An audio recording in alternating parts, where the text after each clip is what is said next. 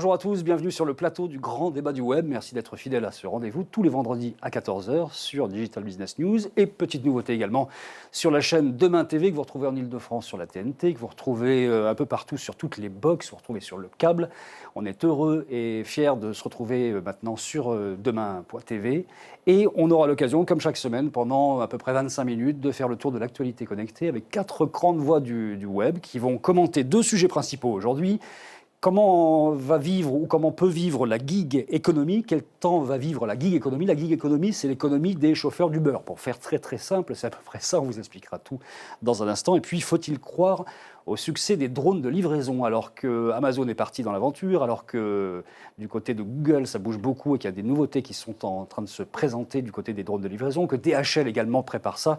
Est-ce qu'on va bientôt avoir des petits drones qui vont circuler partout dans nos villes et surtout nos campagnes pour nous livrer des pizzas ou des chaussettes achetées sur Internet? On vous parlera de tout ça avec 4 invités. Et je suis content aujourd'hui parce que dans cette période où on parle beaucoup d'égalité entre hommes et femmes sur les plateaux de télévision, dans les émissions, dans les entreprises et dans la société en général, on a réussi à faire un plateau enfin équilibré avec une équité totale. Et on commence par Cécilia Gabizon. Bonjour Cécilia. Bonjour. Bienvenue au club, fondatrice de la Street School. La Street School, c'est quoi ?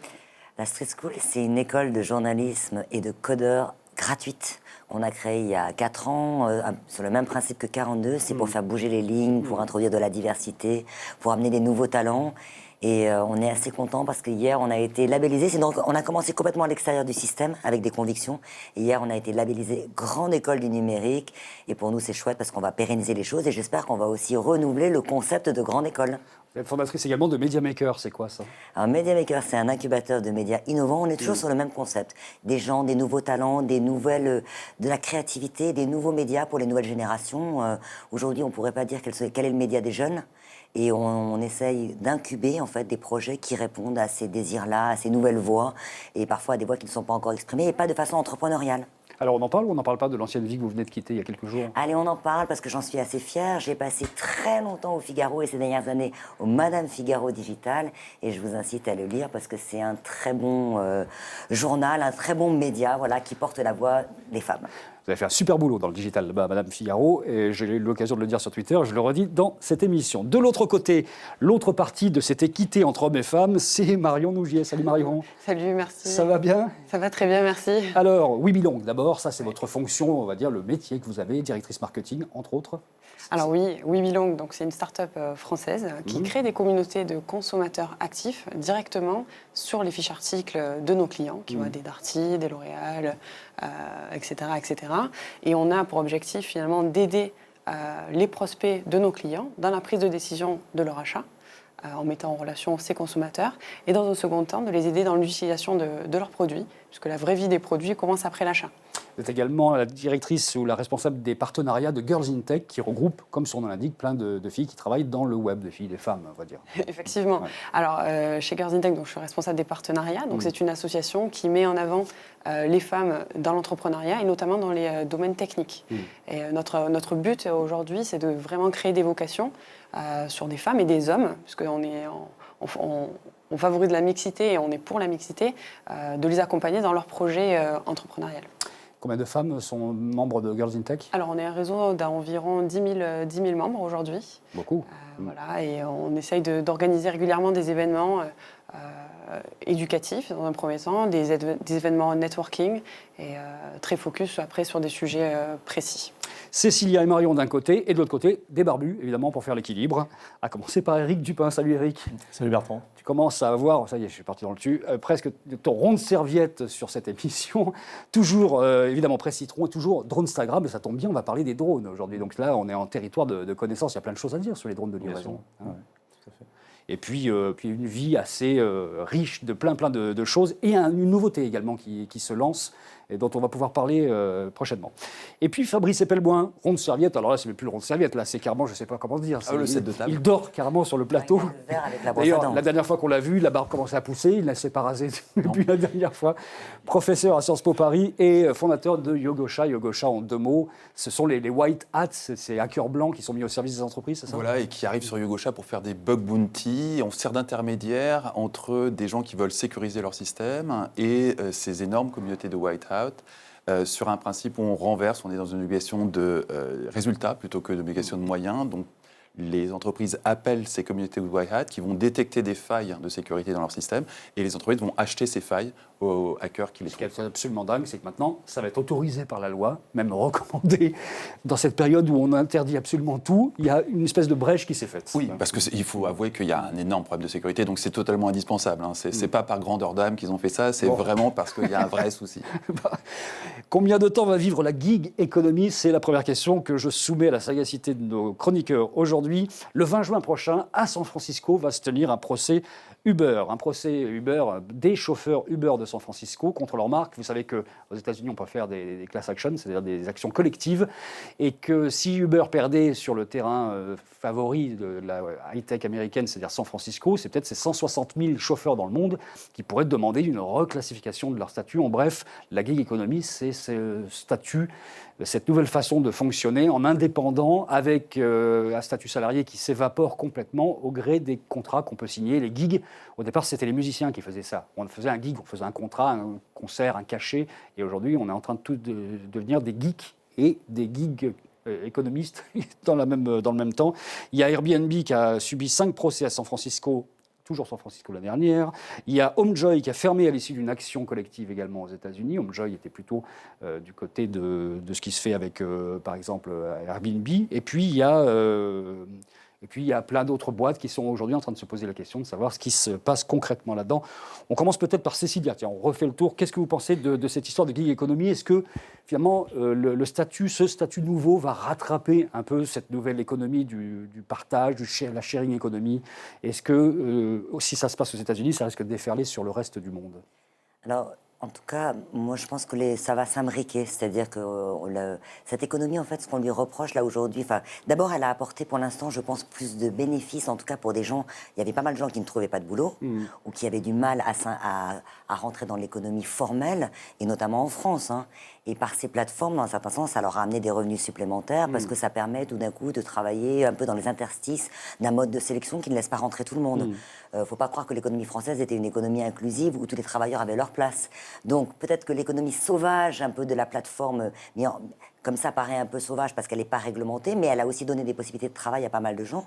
Et aujourd'hui, dans les grandes enquêtes qui ont été faites, pour l'instant, il y avait plutôt de la satisfaction. Alors est-ce que ça va basculer? Oui. En partie, ça veut dire que là, par exemple, les chauffeurs d'Uber, ils commencent à protester en disant finalement, on est des salariés d'Uber puisque Uber nous impose ses conditions de tarifs, ses conditions de travail, etc. Moi, je ne pense pas que ça va se réguler entièrement. C'est-à-dire qu'aujourd'hui, on est dans un changement bien trop profond de société où il y a une désintermédiation des travailleurs, des services et des gens qui les achètent et que globalement, ce mouvement-là, il va se poursuivre et au fur et à mesure, le droit va courir après toutes ces nouveautés, c'est-à-dire ces nouvelles formes d'organisation. Le droit va galoper derrière et va tenter de ramener un peu de collectif dans des choses qui sont en fait de l'éclatement de tout ce qu'avait été la construction du droit collectif. Mais le droit collectif, aujourd'hui, il protège les gens qui sont à l'intérieur de l'économie, tous les gens qui sont chômeurs, tous les gens qui cherchent à y rentrer, les jeunes et même les plus de 50 ans, ils ne sont pas dans ce droit collectif. Donc c'est pas non plus que, comme ça apparaît comme quelque chose de beaucoup plus sécurisé, mais c'était pas non plus un absolu. Donc moi je crois que oui, il va y avoir probablement en France des procès, on va essayer de mettre des règles, mais globalement le changement est tellement profond sur la façon dont le travail, dont l'économie du travail va se mettre en place. C'est un raz-de-marée qui va tout emporter de toute façon. Et les ça va tout emporter. Alors après, ça va se réguler, mais ça va peut-être pas se réguler sur le mode du salariat qui était le mode traditionnel du XXe siècle. Tout le monde est à peu près d'accord sur ce principe-là. Ça veut dire que il va y avoir des modes de régulation, mais en même temps, aujourd'hui, ça va être des individus qui vont se mettre en contact avec d'autres individus. Est-ce qu'au milieu, tout d'un coup, là, ce qu'on reproche à Uber, c'est que des géants sont en train de capter une énorme part du marché. C'est-à-dire que finalement, c'est une forme de capitalisme primitif qui se remet en place. Uber, c'est simplement le G7 d'aujourd'hui. C'est juste un intermédiaire qui prend de l'argent au passage. Et il y a des chauffeurs de Uber qui se sont lancés tout seuls avec leurs applications pour essayer d'être en contact direct avec les clients. Ce qui est peut-être une solution qui verra le jour. Et on aura une ubérisation d'Uber et d'autres. On en a déjà parlé dans cette émission. Fabrice, sur ce sujet.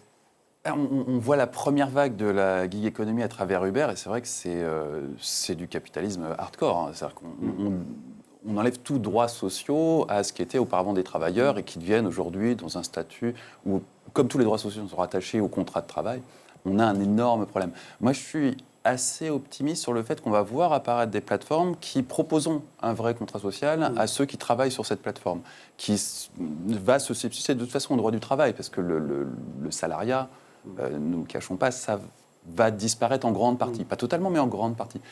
Donc je pense qu'il y a beaucoup de travail à faire sur la réinvention de la relation au travail et à travers de nouvelles plateformes qui ne sont clairement pas Uber, offrir aux gens qui travaillent sur ces plateformes un droit à la formation, un droit à une certaine forme de sécurité, un droit à certains services financiers. Si vous êtes dans cette économie-là, trouver un emprunt, c'est totalement impossible. Ou alors un contact direct avec ses clients, sans passer par des intermédiaires, on en a parlé, ça peut être la blockchain qui peut offrir ce genre de Non, service. ça c'est du fantasme. C'est vraiment du fantasme. Cette nouvelle économie est très clairement sur du capitalisme de plateforme.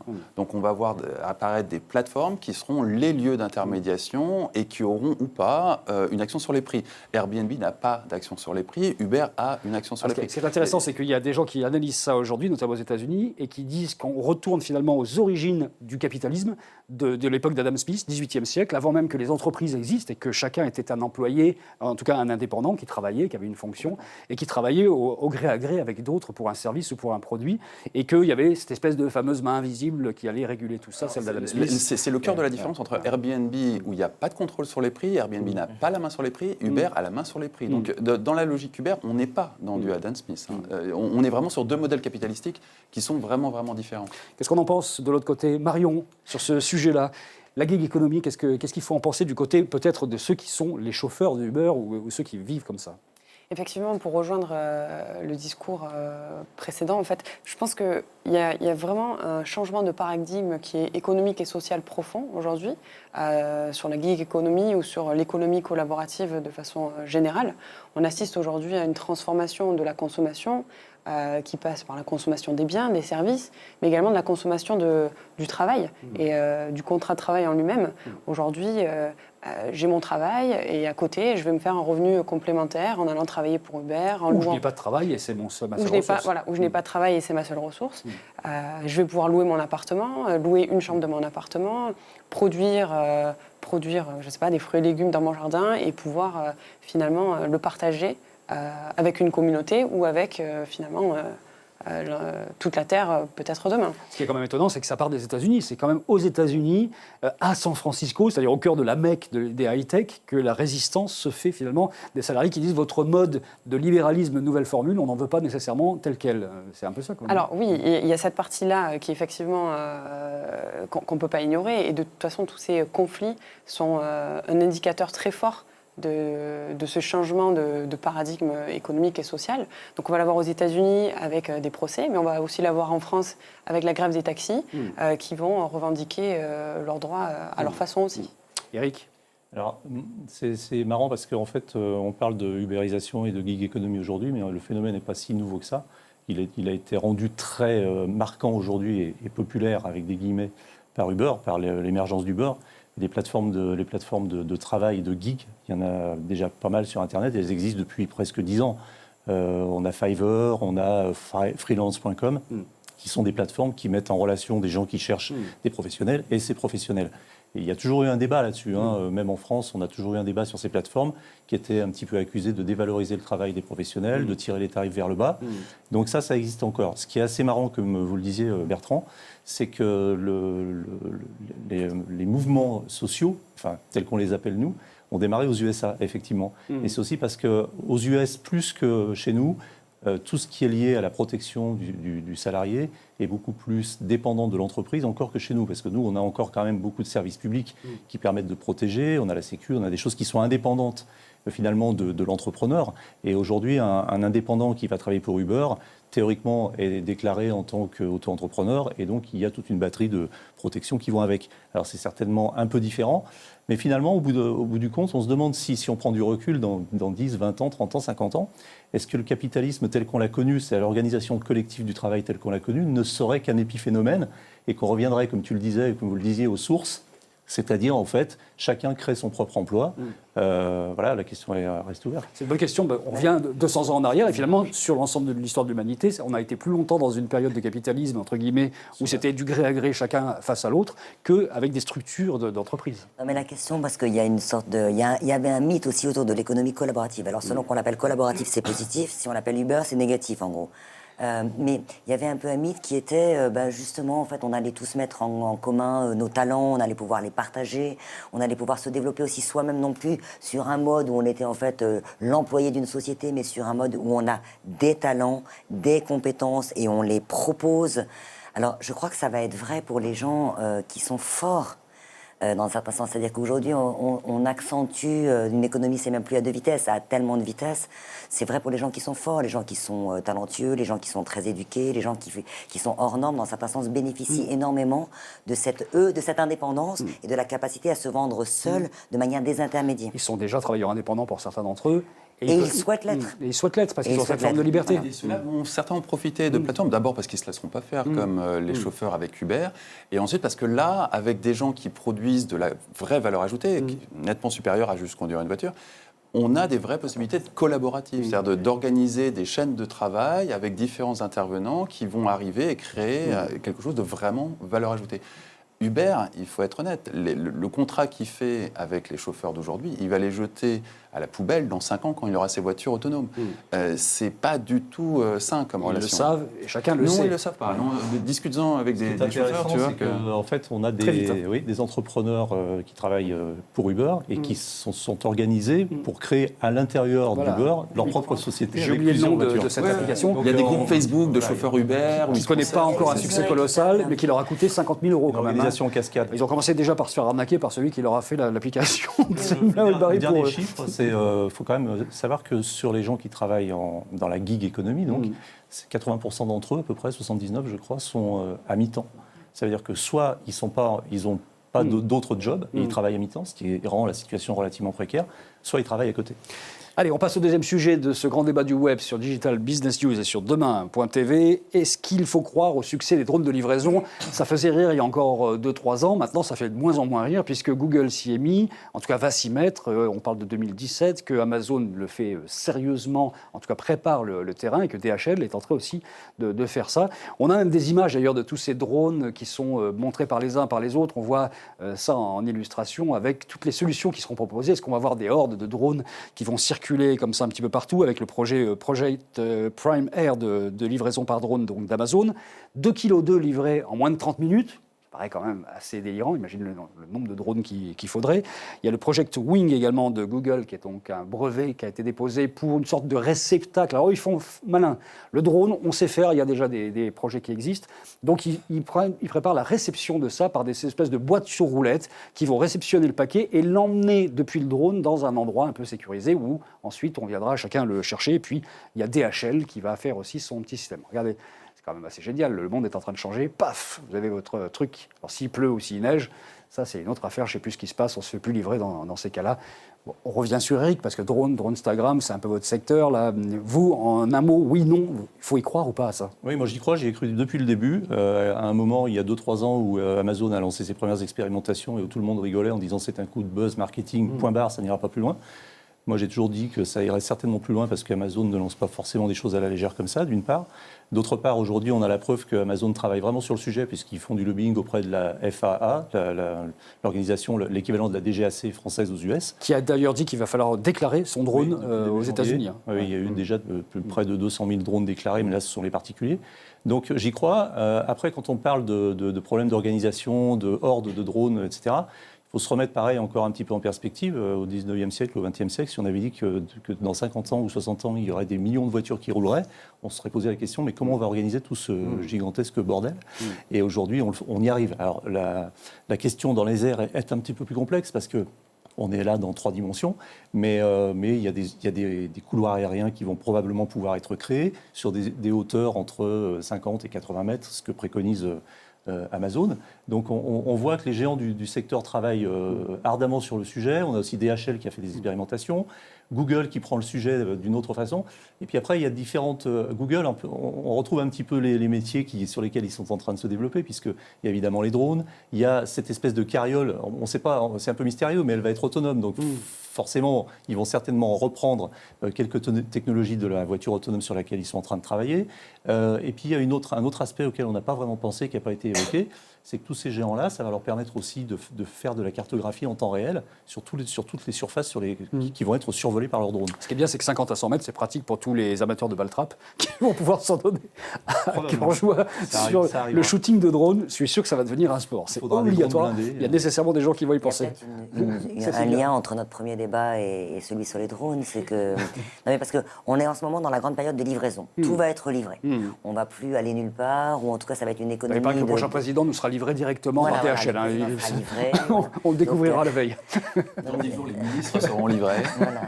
Donc c'est l'économie de la livraison, c'est on demand, donc chaque chose va être livrée. Finalement, on a pensé à utiliser les forces en présence qui étaient les gens qui circulent déjà dans la ville, transformer les Uber ou les passants ou les piétons ou les vélos en livreurs, peut-être avec les difficultés qu'on commence à entrevoir pour Uber, et ça c'est un peu la suite.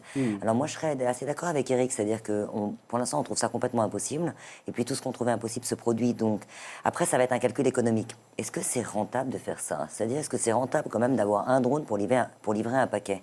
On n'est quand même pas tout à fait sûr. Alors, il y a probablement des conditions, des zones isolées ou des zones pavillonnaires.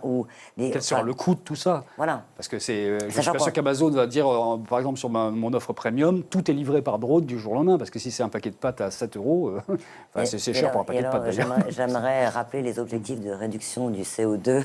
Non, mais ça veut dire que c'est encore développer des engins individuels pour livrer un seul paquet. Ils sont électriques. Voilà. Alors après, il faut bien produire l'énergie avant. Oui. Mais pour l'instant, on n'a pas encore la solution. Voilà. Mais par contre, c'est vrai que c'est intéressant, même de toute façon, dans la façon dont le ciel on a occupé les mers, on a occupé le ciel aussi avec les avions, les routes, mais est-ce qu'il y a un ciel intermédiaire qui va servir de voie de transport, quoi? Voilà, quelque part une espèce d'espace entre ici, les avions, les anges, et il y a peut-être de l'espace pour les drones, quelque part. Fabrice, rapidement, parce que c'est vrai que l'heure tourne, comme d'habitude, on est en retard. Je vais être très rapide. Moi, je faisais partie des gens, quand Amazon a sorti le drone de livraison, qui étaient persuadés que c'était un coup de pub et juste histoire de faire buzzer. Moi aussi. Ça s'avère une réalité, je le découvre, et j'y connais rien du tout en drone. Le seul usage que j'en ai, c'est pour jouer avec mes chats.